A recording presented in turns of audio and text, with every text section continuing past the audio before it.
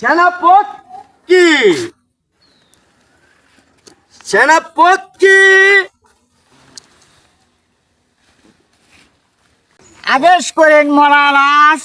সেনাপতি, আমার রাজ্যের যে অবস্থা, আমার রাজ্যের প্রজারা কি খেয়ে বাঁচবে?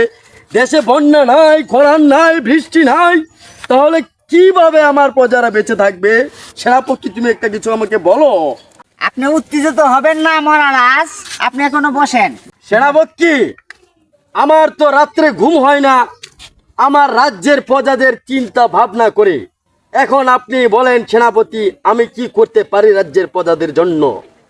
আপনি অনুমতি দিলে মহারাজ আমি তো সেটা কথা বলতে পারি। সেনাপতি, তোমাকে অনুমতি দেওয়া হলো, তুমি নির্বিধায় তোমার প্রশ্ন আমাকে বলো। আপনি যে বললেন বন্যা হলে এই প্রজারা কোথায় থাকবে? গাছের আগায় থাকবে। গাছের আগায় থাকলে খাবে কি সারা? তারা প্রজারা বন্যার যে পানি হয়েছে এই পানি খেয়ে, তারা গাছের লতা পাতা খেয়ে তারা বেঁচে থাকবে।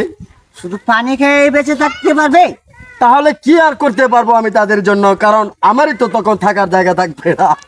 ঠিক আছে সেনাপতি, চলো আমরা রাজ্যটা একটু ঘুরে দেখি।